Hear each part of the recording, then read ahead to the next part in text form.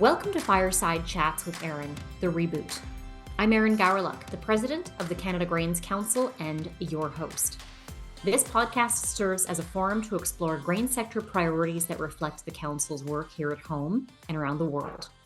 Together, we will explore and discuss issues and ideas with policymakers and industry influencers.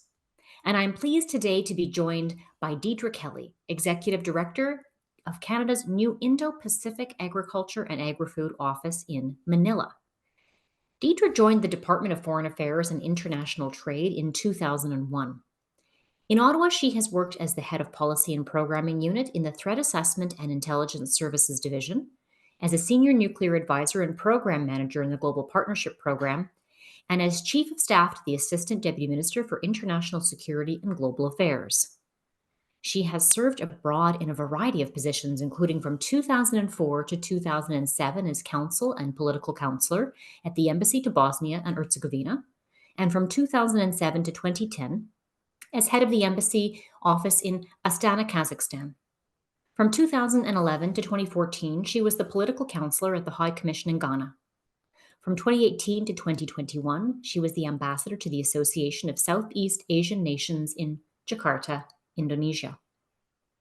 And from January 2022 until November of last year, she was the Consul General of Canada in Mumbai, India. Diedrah was appointed as the Executive Director of the Indo-Pacific Agriculture and Agri-Food office in December of 2023. Ms. Kelly, thank you for stopping by for a fireside chat. Thank you for having me, Erin. I'm delighted that there is interest in the Indo-Pacific Agriculture and Agri-Food office, so very happy to be here. Boy, is there ever, and we're going to get to that. This was a conversation that was very much in demand by council members, an important market, and your office plays a pivotal role in further developing this important market. So we'll get there in a moment. I want to touch first on your bio, because it looks to me like you've been on the road now for 20 plus years. Is that accurate? Yes, correct. Joined in 2001, so 23 years that I've been working with global affairs, both in Canada and abroad. And this is now our sixth posting abroad, as you mentioned. So I consider myself to be a bit of a Canadian nomad. I was born in the Northwest Territories, then lived in Yukon, British Columbia, Alberta, Saskatchewan, hopped over Manitoba, unfortunately, Ontario, Quebec, and then the Atlantic provinces will be next. So moving around is very comfortable for me. It's something I've done all my life, and it's part of the lifelong learning experience for me. Incredible. What has it been like to settle into your new home now in Manila? We are feeling very fortunate to be here in Manila. I'm joined by my husband and my 13-year-old son. The people here in the Philippines are most hospitable, very warm, very welcoming. And it's a great location, a natural location for the Indo-Pacific Agriculture and Agri-Food Office, given the strong people-to-people ties between Canada and the Philippines, given the connectivity between Manila and the other capitals, not only in the Southeast Asian region, or as is called here, the ASEAN region, but also to other parts of the Indo-Pacific. And of course, there's strong business ties. There are a highly skilled labor force, and again, shared goals, a lot of shared goals between Canada and countries in the region, which may be a surprise to some. So we're happy, we're getting settled, and very grateful for the hospitality and warm welcome that we've received. Glad to hear it. How long have you been now in your new role? I was appointed in December, so since December 2003. And it's been a busy few months. I'm sure you're aware that Minister McCulley was in the region only a few weeks ago. I was fortunate to join him in Malaysia, where there was a number of meetings scheduled between him and stakeholders. We were promoting agriculture and agri-food products in the region. There was some great gains there, specifically for access for pork, as an example. And then we traveled back to the Philippines and had quite an extensive program, including the launch of the office. So that was one big event that I was able to look forward to and organize, of course.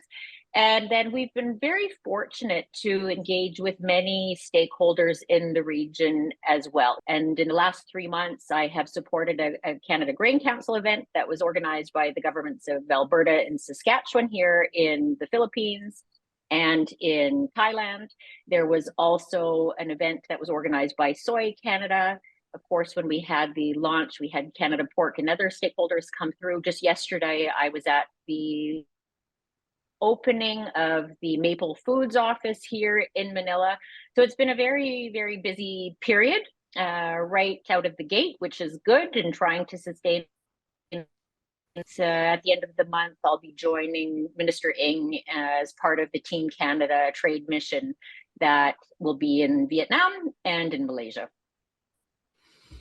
That's right. I do recall when we met with Minister Macaulay at Grains HQ here in Ottawa in our shared office space. And it was Brian Inez, it was just prior to his departure for the trip to meet you and open the office. And Brian Inez with Soy Canada, the executive director, was already there. So we had him joining our meeting virtually. So we had a boots on the ground perspective from Brian while he was there. Can you tell me a bit about some of the conversations that you were having with some of the industry stakeholders? Many of my colleagues had the opportunity to travel overseas for that event, for the opening of the office. Can you tell me a bit about some of the preliminary conversations that you've been starting to have with Canadian stakeholders? Sure. So first and foremost, I would say that the stakeholders that have been present have emphasized that either this is a very important part of their export market and that strong relationships exist and they're interested in maintaining those relationships, or that they see tremendous opportunities to grow and strengthen existing relationships or to explore new markets. There is still some hesitancy about entering into the workforce, the amount of effort that might be required, for example, in terms of expanding presence, or there could be concerns about price point in some markets. I've also heard that there is a desire to have greater collaboration with the Canadian Food Inspection Agency in particular. And for that reason, delighted that the office has both technical experts from the Canadian Food Inspection Agency as well as market development folks.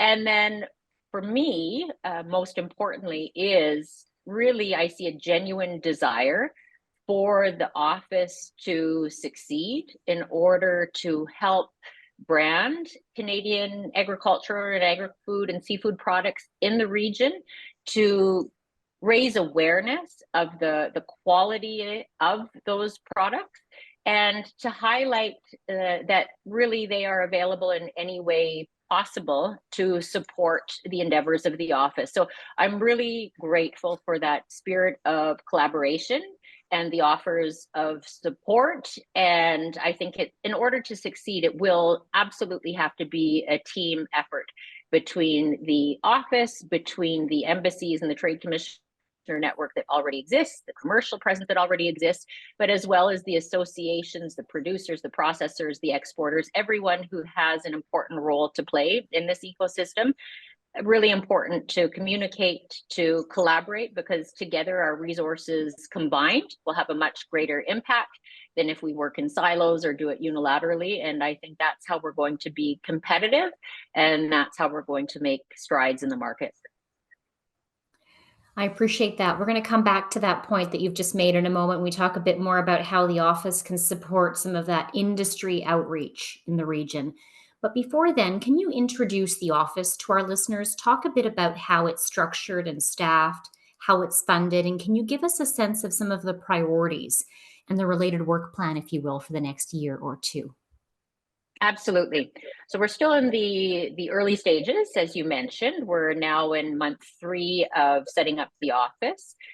In total, there will only be 9 officers that will be present here in Manila. Myself as the executive director.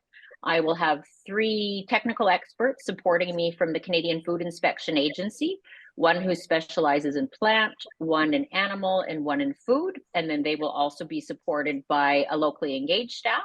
And then from the Agriculture and Agri-Food team, we will have 2 market development officers who are also Canadian and supported by a locally engaged team member. Currently in place, there is myself. The plant expert is in place, an individual by the name of Nitin Verma, who may be familiar to many of your members, given that he has also been working in the Indo-Pacific region for quite some time. He had previously been at our High Commission in Delhi for, I believe, 5 years. And prior to that, he was with the Canadian Food Inspection Agency and helped troubleshoot on a number of important files, including canola access challenges to some important markets, pulse challenges in terms of market access in key markets as well. So we're very fortunate to have him as part of the team. Penelope Kirsch, who is the food expert, will be joining us on April 1st. And then this summer, we will have a veterinarian from the Canadian Food Inspection Agency who will be our animal specialist. And the market development team will also arrive this summer. So we'll be fully staffed this summer. In the meantime, we have an established and highly skilled network to call upon and to work with, both in the region and in Ottawa and throughout Canada. So in the region, we already have the diplomatic mission supported by the Trade Commissioner Service, many of whom have established contacts and have created tremendous opportunities for the Canadian Agriculture and Agri-Food section in the region, and will be able to augment that presence and to help coordinate that presence, and also to provide real-time support in the market, which is very important given the time difference, and having that ability to respond with agility and in a timely manner, rather than having to wait for the team in Canada to wake up. Now, in terms of funding, the funding for the Indo-Pacific Agriculture and Agri-Food Office originates from Canada's Indo-Pacific Strategy.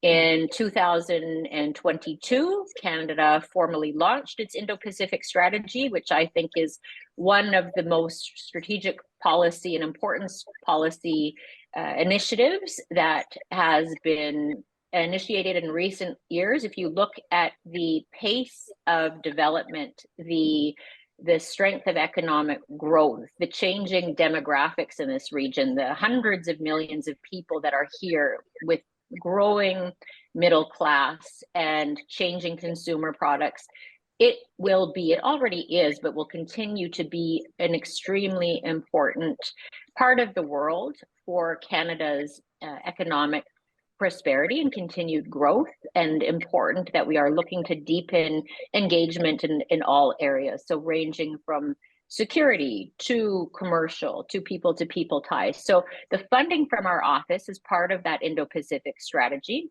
There was almost $32 million that was committed over a 5-year period, and that is to support not only the office, but also technical exchanges and capacity building initiatives, market development initiatives that will be implemented by the office in partnership with other stakeholders and partners. And in terms of the priorities for the year, so me very practically, I am staffing up the office and getting all the wonderful administrative and governance structures in place, establishing the network, getting to know the stakeholders and what their priorities are, and to learn more about where they would like to go into the market and what their challenges are. And then, as I mentioned, we will be supporting and complementing, augmenting existing commercial and other technical exchanges, but really having the ability to use that specialized knowledge to bolster what the Government of Canada and partners are doing. And that's through advancing technical cooperation, assisting Canadian exporters in a timely manner, helping to identify business opportunities. And then I think an important opportunity that I see is coordination, better coordination. There's a lot that happens in the region. Right now, what I'm seeing is that you'll have certain sectoral groups, certain industry players, certain government players that will come out, in a not an ad hoc approach, but working within their specific priorities into a market, not realizing perhaps that there's a very complementary effort that's taking place a week or two later. And I think if we were better at coordinating those opportunities, to raising awareness of the opportunities, coordinating our engagement, being able to head out into the field with a louder bang and create more splash and interest and visibility in Canada, the Canada brand, then I believe that ultimately we will have greater success. There will be higher degrees of awareness of Canadian products. I think one mistake that we tend to make in Canada is that we assume that the world is aware of the high quality of Canadian product, that there is an automatic willingness to pay more for that higher value product. And because for some markets, they've been established for some time, that goodwill that's been generated will continue to exist. And in fact, market after market, I'm disappointed, I'll be honest, to learn that that's not the case, that in fact Canada is not necessarily in their tier one markets in terms of their market development, or in terms of where they would like to grow relationships or increase their imports. In fact, sometimes in these markets we might be in second tier or even third tier, so there isn't that awareness that we assume about the quality of the product, why it justifies a higher price in some instances. And also, there's a sense that Canadians and Canadian stakeholders can be fickle in their presence, so that they'll come in, they'll raise awareness, and then they disappear for 12 months and they're not heard from again. And so what I'm hearing at this end consistently is that there is a need to have more regular interaction, that there's a need to invest in those relationships, that there is a need to demonstrate that Canada and Canadian stakeholders are here for the long run. So that's part of what the office is meant to do as well, is to send a clear signal that this is a very important part of the world from Canada, that we value those relationships and that we are here to stay, that we want to invest in the relationships, that we want to be a reliable partner, that we would like to be a reliable and consistent provider of food, and to help contribute to food security in the region. So I think that two-way communication is very important, and that ability to listen to what Canadians want, but also what the local governments and stakeholders want, because it's only when we can reconcile those two and have it a two-way street and mutually beneficial that we'll ultimately have success.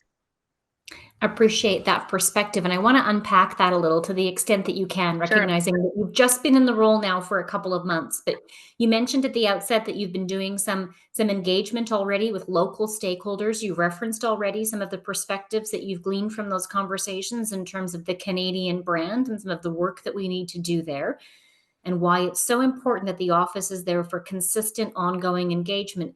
Is there anything else that you've gleaned from those conversations with local stakeholders? Goodwill. I would say there is a tremendous amount of goodwill. So even if they are not familiar with the quality of Canadian product, if they're questioning the price point, if they are not familiar with the range of retail items, for example, there is a desire to learn more. There is a desire to learn more. There really is a goodwill and a sincere interest in growing the relationship. So I think there is tremendous potential. We have to seize that goodwill, build upon that goodwill, demonstrate that we're reliable partners. I think, grain exports is an excellent example. If I look around the region in terms of where Canadian grains have been exported in the region, there are some very long-standing and reliable relationships, and in particular Indonesia. So when I was the ambassador to the Association of Southeast Asian Nations, that was based in Jakarta. And of course, there is a tremendous amount of wheat export into Indonesia. In this region, again, we're not as large in the Philippines, so we're not as significant of a market presence compared to the US, but the relationships that we do have are strong.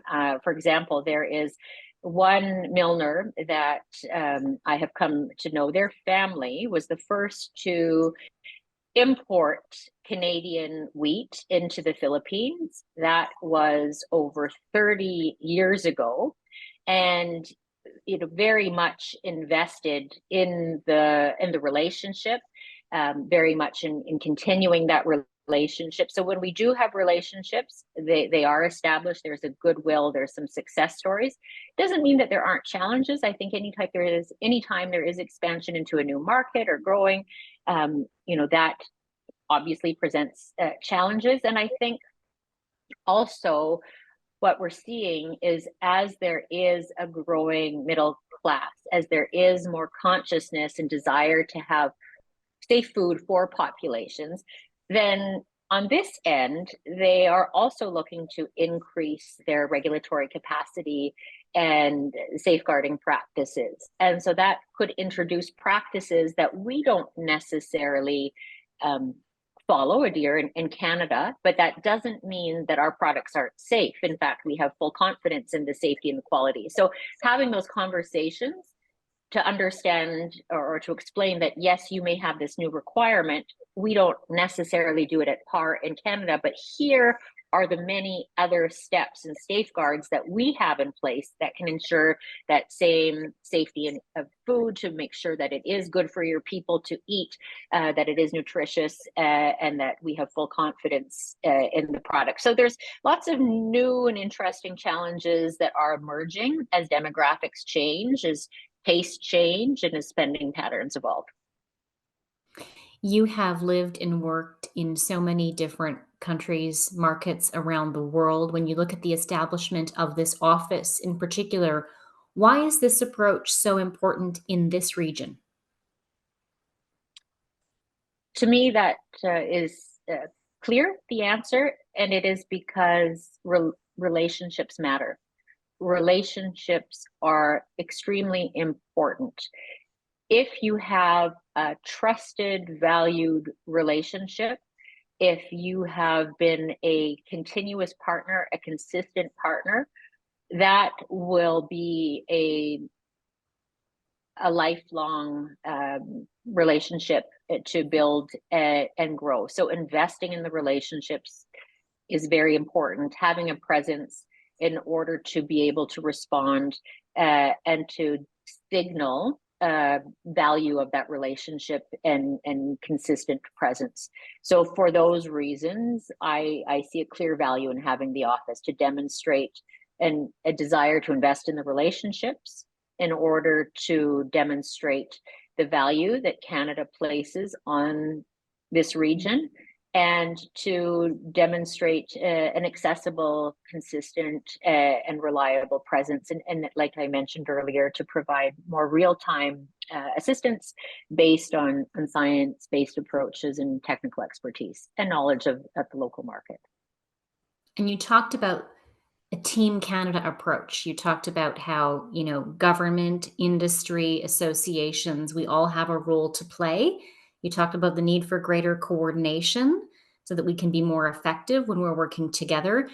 Can you tell our listeners a bit more about how you plan to engage industry representatives through the office, Canadian industry representatives in particular? Sure. So there is one mechanism that was established before I was appointed into the role, and that is an industry working group that is held. It's co-chaired by CAFTA and by Agriculture, Agri-Food Canada. And the purpose of that particular mechanism was to really focus the available resources in the office by aligning them with markets and activities that are of interest to the stakeholders. So specifically, there were 6 months of outreach with various stakeholders in Canada to say, okay, listen, we're going to have 9 people in the office, and there are over 42 markets in the Indo-Pacific area. Clearly, 9 people are not going to be able to do it all. They're not going to be able to be everything to everyone.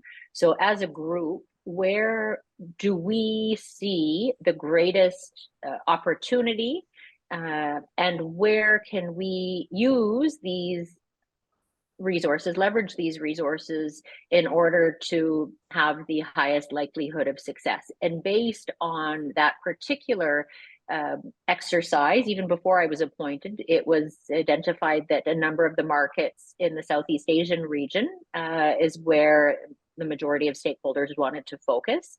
And then in terms of activities, as you mentioned, the coordination. So we have this one mechanism, and I think this will continue in a number of ways. So I have individual meetings with various industry associations. I hear from producers, processors, traders directly. So either in, let's call them, sectoral groupings, I'm having those conversations. But there is also planning exercises that take place amongst the various embassies in the region, where we share knowledge and try to coordinate activities.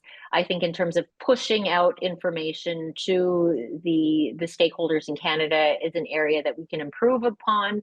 I haven't quite figured out the best way to do that yet. There's a lot of information coming to people. I think finding a tool that is actually going to make people's lives easy and be helpful is my objective. So there will be some type of proactive dissemination to stakeholders. I haven't quite nailed what that will look like or what the frequency will be. And then again, on the coordination front, trying to identify key activities, providing that information as far in advance as possible, trying to coordinate our activities so that we have a greater presence. And then importantly, I think identifying non-tariff barriers to market access to give stakeholders a heads up that, these are issues that we're seeing. They could lead to potential challenges. We're trying to get ahead of them and working together in order to collect the information, the data that is required so that those worrisome trends do not evolve into significant impediments to trade. I'm sure our stakeholders appreciate that proactive approach in this important market. And you mentioned the working group that was formed between Agriculture and Agri-Food Canada, CAFTA, the Canadian Agri-Food Trade Alliance. Great partnership there. Before I move on to a couple of closing questions for you, is there anything else with respect to your role and the office that you'd like to share with the agriculture industry at this point? What I would like to convey is there is really a genuine desire to see this office succeed. And success for me means that we are working together to create new opportunities, that we are building on the Canadian presence that exists and raising the visibility of the Canadian brand. And it has to be a team effort. My team and I can't do it alone. I believe the various stakeholders can't do it alone. And so I hope that your listeners will receive that commitment to success and continue to provide support and to communicate. If they have ideas about what would lead to success in terms of how they would like to contribute, or challenges that they're picking up through their own market intelligence mechanisms as well, so that we can work together. So definitely I'd like listeners to clearly hear a commitment to shared success and to know that there's a willingness to really collaborate together so that we can see that success come to fruition.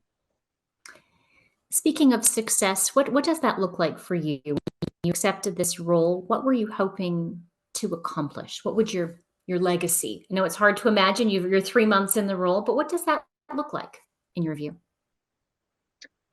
In my view, I have had a few months to think about this, and I'm sure my thinking will continue to evolve.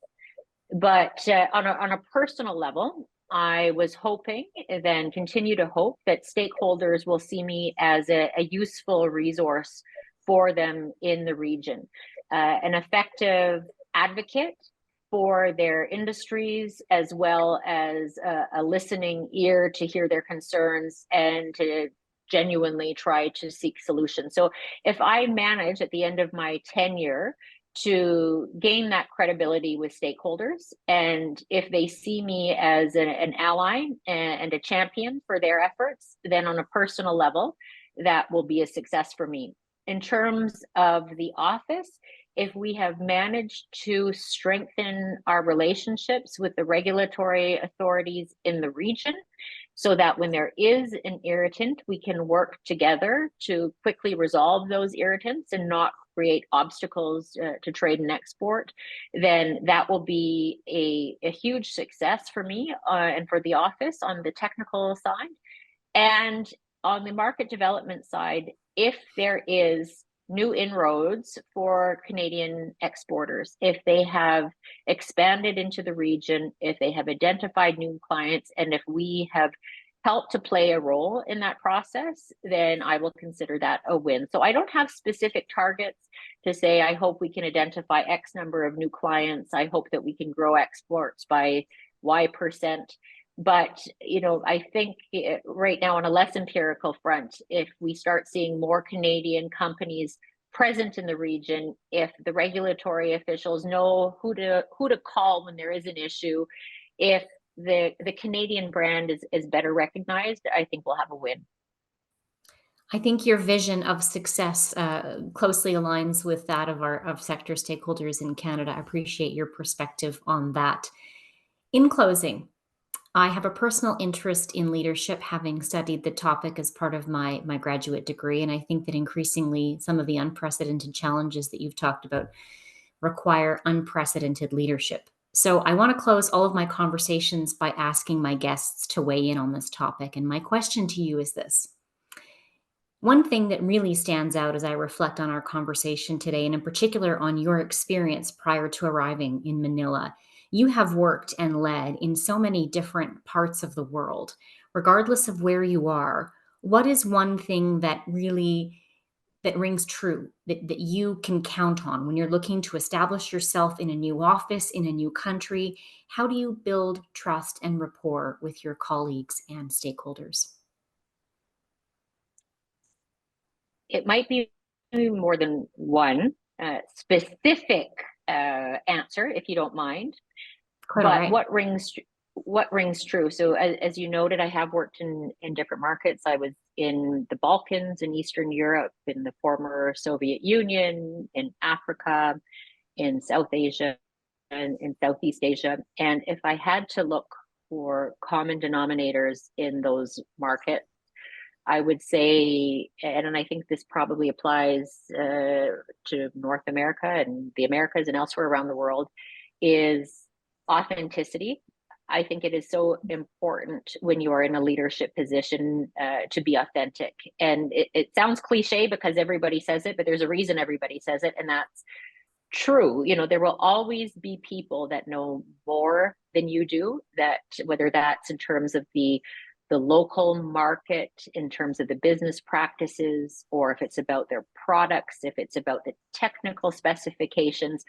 And you can't go into any situation pretending that you're something that you're not. You really have to know your strengths. You have to be able to identify and admit what you don't know, and to rely on the experts and team members that support you. And I think if you don't do that, it will be impossible to establish any sense of credibility and to have trusted relationships. So I think authenticity and self-awareness is very important. And I think as a leader, investing in people is hugely important. And that's something that has become increasingly clear to me with experience, is that you need to invest in your teams. They need to feel valued. They need to know that you recognize the quality of their work. If you see that they are not up to speed, if there are gaps in knowledge or in skill, that you identify the resources and the training opportunities for them and give them that support so that they can build their abilities. And not only for team members, but in relationships. And I think that's a common theme that has evolved in this conversation. So important to genuinely invest in your personal relationships. Listening, actively listening. What is at the crux of what they're telling you. People have different abilities to communicate, but really, what is it that they're telling you? What is driving them crazy? What is it that they're wanting to fix? What is it that they appreciate in the relationship? What do they want to grow? And you have to be able to synthesize that information to, put your finger on it and say, aha, that's what they're telling me. And then be able to respond to that so that they know that you heard them, and that you also are invested in what's important to them. So I would say authenticity and investment in people and in relationships. Thank you. The office and the region is in good hands, and we look forward to following you along on this journey in this very important market, and really appreciate your time today, Ms. Kelly. It's been a fantastic conversation. Thanks for joining us very early Wednesday morning in Manila here, Tuesday evening here in Ottawa. Appreciate your perspective on this. Thank you, Erin. And really thank you to the listeners for being interested in the office and learning about the office. And I hope that we'll have an opportunity to collaborate. Let's go Team Canada. Absolutely. Yes. Let's go Team Canada. Well, I think there will be no shortage Canada. of trips out your way. Folks are really interested in the work that you're leading and want to very much to be a part of it. Thank you very much.